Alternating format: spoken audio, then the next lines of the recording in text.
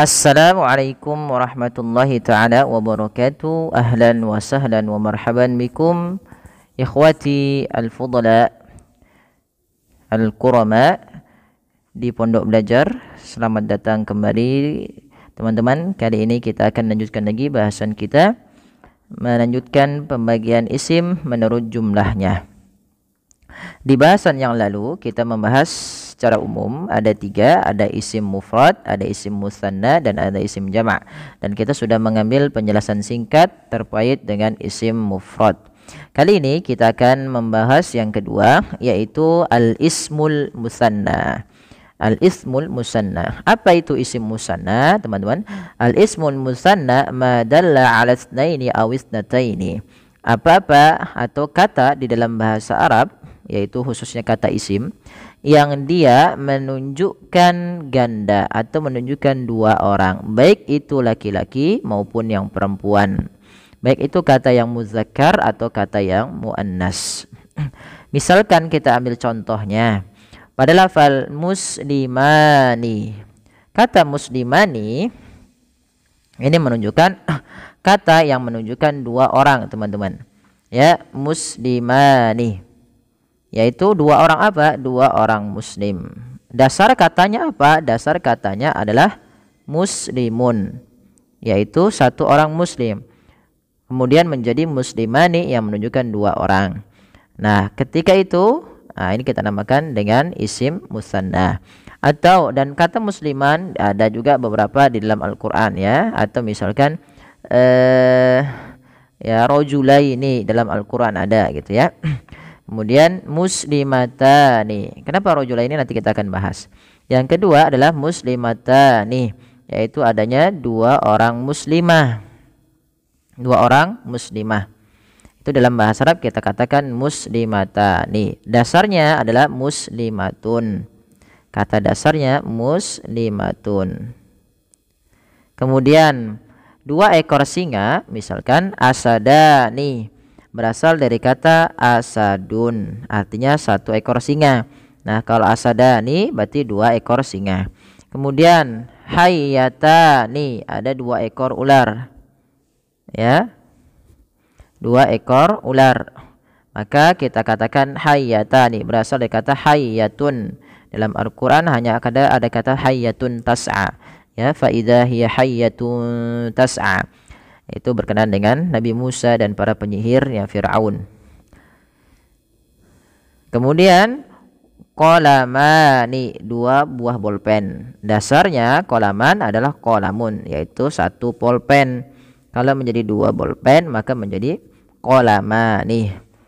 Contoh lagi yaitu sayyaratani, ada dua mobil. Dasarnya yaitu sayyaratun. Selanjutnya hadza, nih dasarnya hadza. Kalau tadi hazi menjadi hatani, yaitu untuk dua. Nah, kemudian bagaimana sih cara kita misalkan merubah kata dari yang mufrad menjadi yang musanna, dari kata satu yang tunggal menjadi yang mufrad. Maaf, dari kata yang mufrad menjadi kata yang ganda. Maka ada dua kondisi, ya teman-teman. Pahami yang pertama. Posisi kata mufrad kalau kita ingin menjadikan musanna, yaitu mufradnya ditambah ani. Kalau ini kondisi rofa marfu, yaitu posisinya sebagai dia, ya, kondisinya rofa marfu. Apa itu rofa? Itu biasanya kondisi berkenaan dengan i'rab sebuah kalimat, yaitu perubahan kondisi hari huruf itu, baik dari secara harokat akhirnya kalau dia posisinya marfu. Misalkan begini, marfu itu identik biasanya awalnya meskipun ada banyak tandanya, salah satu identiknya dia awalnya dasarnya adalah dhammah. Ya. Tanda rofa itu salah satu yang paling jelas adalah dhammah, ya teman-teman. Misalkan muslimun. Muslimun, misalnya kita ambil contoh datang seorang muslim, ya, datang seorang muslim. Maka dalam bahasa Arab kita katakan jaa muslimun, datang seorang muslim, atau telah datang seorang muslim. Nah, kita ingin membuat menjadi dua orang muslim, ya, dua orang muslimnya. Ingat rumusnya adalah tambah ani, yaitu kata mufradnya mus muslimun ditambah ani, maka berubah menjadi muslima nih. Maka dalam bahasa Arab kita katakan jaa muslimani, telah datang dua orang muslim. Nah, ini kalau posisinya sebagai rafa atau marfu. Nah, misalkan lagi ambil contoh kitabun. Ya, kitabun ini kan satu. Kalau ingin kita menjadi dua buku, maka dalam bahasa Arab kita tambahkan ani. Jadi kitabani. Ya, misalnya masjidun berarti apa teman-teman? Oke, jadi menjadi masjidani. Masjidani. Oke, nah kalau posisinya sebagai nasab jar, ya, nasab itu berarti dia didahului dengan huruf-huruf yang dapat merubah kondisi tersebut. Nah, ini nanti berkaitan dengan i'rab. Ya, i'rab itu apa? I'rab ada taghyiru awakhiril kalimah li ikhtilafi al-awamil ad-dakhilati 'alaiha.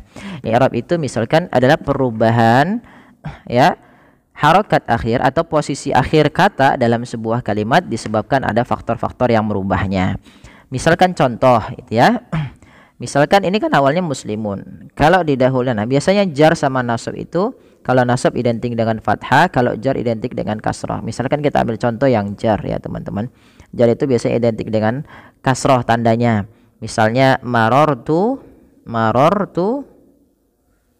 bimuslimin. Saya melewati orang muslim gitu ya, bi muslimin. Awalnya teman-teman kan awalnya muslimun, karena ada huruf ba yang merubah ini ba itu kan salah satunya merubah harokat akhir, posisi akhir itu menjadi kasroh. Nah, itu menjadi muslim. Nah, kalau dua orang tadi gimana? Muslimun menjadi muslimani. Nah, kalau dia pakai ani karena didahului dengan jar, jadi bukan pakai alif lagi tapi pakai ya dan alif. Jadi bi muslimai ini. Bimus ini. Maka tanda yang ini kita namakan muslimah ini. Nah, oke teman-teman, coba silakan nanti komen. Silakan kalau kata misalnya ada baitun ya, baitun. Ya, kemudian satu ya, bisa teman-teman nanti kolom komentar ya. Silakan jawab di kolom komentar baitun. Kalau musannanya jadi apa? Kemudian ada misalnya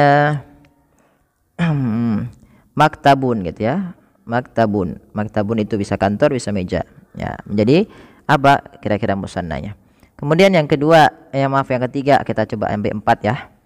Nanti teman-teman bisa kolom komentar ya. Misalnya faslun, kelas, jadi apa teman-teman? Faslun. Kalau 2 kelas apa? Yang terakhir, yang keempat adalah misalkan guru gitu ya, guru, ustazun, ustazun. Nah, silakan komentar teman-teman. Kalau ustazun, 2 orang ustaz, apa bahasa Arabnya ya? Oke, terima kasih, jazakumullah khairan. Mudah-mudahan bermanfaat bagi teman-teman sekalian. Jazakumullah khairan. Wassalamualaikum warahmatullahi wabarakatuh.